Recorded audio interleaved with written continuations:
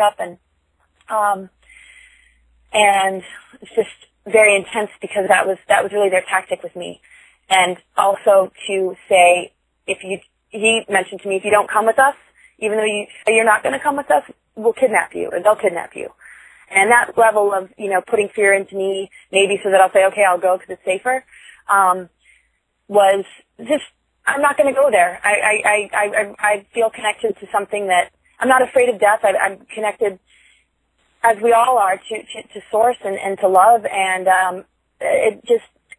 there's nothing that can exceed that, and nothing that can have power over it. So I just stayed really close to that energy. And it was funny because I even had a dream before all of this was revealed that I got taken up into a ship by chains. And something from the sky said, you have to make a choice. You're either going to go with them, they're not going to hurt you, but they will control you, or you can stay on Earth, and didn't really give me much else information. And immediately I just said I was just going to stay on Earth, and I fell out of the ship, landed in the water, and I was feeling a little bit confused about it, and I tried to fly back up and locate it, and this big storm and lightning happened, and fell right back down in the water, and then this alignment happened, and it was like all these planets were aligning in a certain way, and just this light and just immense amount of divinity and golden energy just started to fill the place. And I woke up that morning, and funny that who I call Agent X was next to me, the one who posed as a partner that was an agent trying to get me to Mars. I told him, and he was pretty disturbed by it. And after I told him that dream, everything started to fall apart. So what's funny, at the end of the day, those subtleties are what really kept me on my toes. And, I did go to a psychic institute for 2 years. That really helped me prepare, and also my childhood, and just the connection with Ike and his path, and just knowing that we had similar childhoods in the sense of feeling extremely overwhelmed and very much in touch with, a calling or a purpose.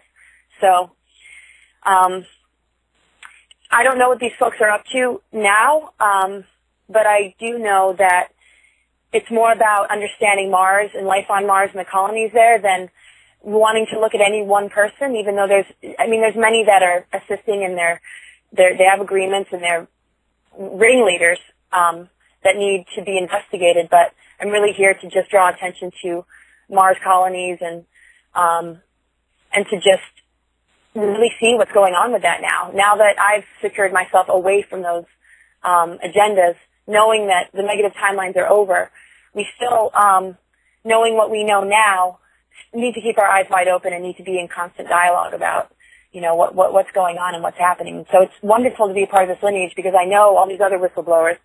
The more we start to talk and the more the dots get connected, then it's not that we're the ones that are in exile or hiding anymore.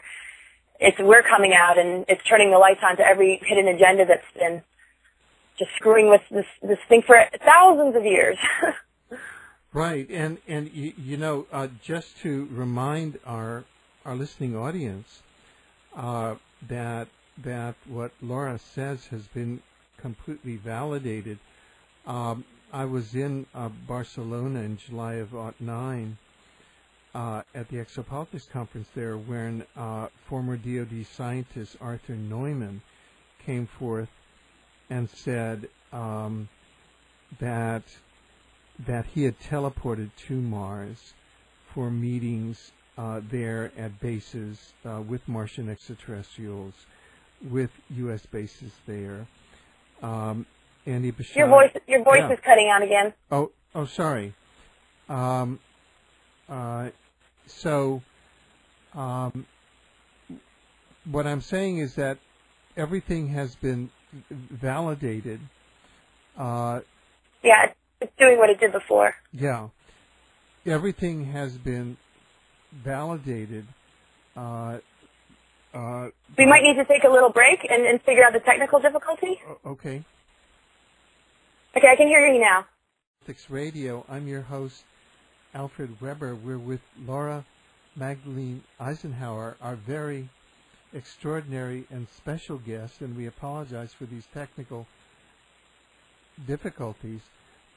Laura, you know that the Mars colony that you're blowing the whistle on today has been verified by a number of other whistleblowers, such as DoD scientists Arthur Neumann, Andrew Bashaga, who's teleported there twice, and also David Wilcock, who has said that there's a very large U.S. colony on Mars.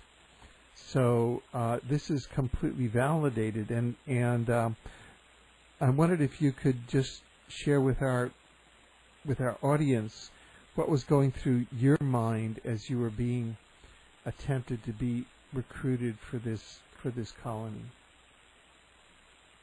Oh gosh. I wanted to just push it away. I wanted to think that, this partner that I had met who did not let me know he was an agent until way later, I was so focused on wanting to create my concept of just sacred union and bring harmony and balance to the planet and really work the energies of bringing polarities together and really healing the archetypal splits and damages and wounds that have taken place for the last 1,000 years, and really just work that energy with him and so I was so focused on that anytime Mars came up, I just, no, that's not where we're headed. That's not what we're doing. But at the same time, being open-minded and not being a very controlling person, I was willing to listen and feel into it. And it just still didn't make any sense, because from a young age I knew, and it was very strengthened in me, that I'm really here to create global restoration, global transformation, transmutation even, and to lift veils, even the one between life and death, and that we have access to the cosmos and all these planets, but in a much more ethical way and much more fair way.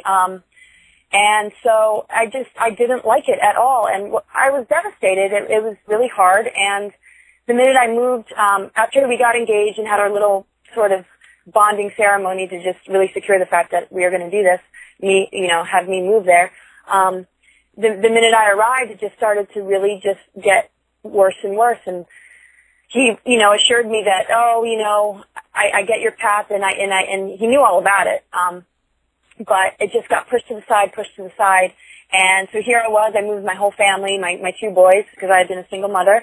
And he just was off on these missions. He was never home, and he even climbed out the window one time, was wearing all black, and was answering like a spy would to these people. And there is a hidden branch in the government that does investigation of alien abduction and is also a part of this Mars mission. And what I felt was the person that was running this had created it as a cover-up to the fact that he was actually behind the technologies that were recruiting and mind-controlling, really positive energies for our planet into their scheme so that they wouldn't be able to assist me or create this with all of us.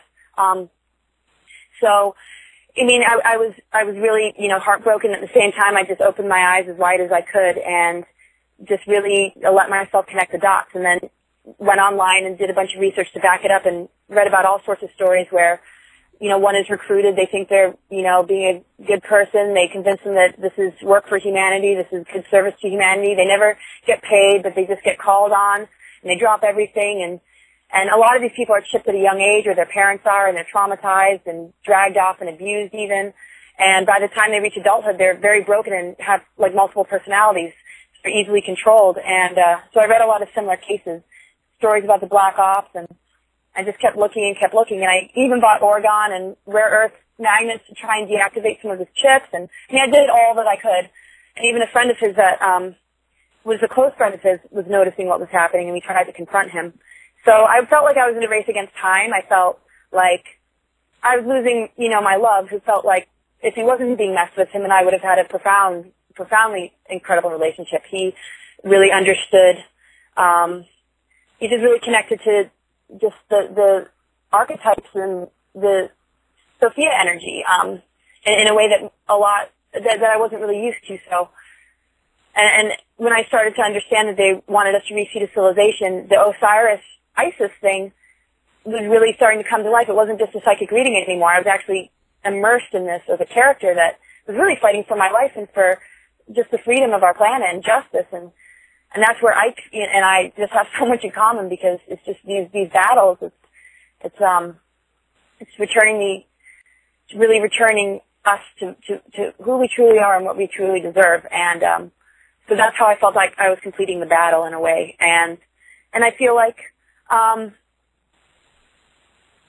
feel like after all is said and done, there's got to be some sort of way, once things are exposed, to still create peace with these enemies. And because if we don't, division and war will continue. And I'm able to forgive and able to let go. It's just there's no more room for any more agendas, any more plots, any more secrets. And we've really reached the era with all of us coming forward that this is going to stop. So what they choose to do from here on is really up to them. But the power has been dismantled.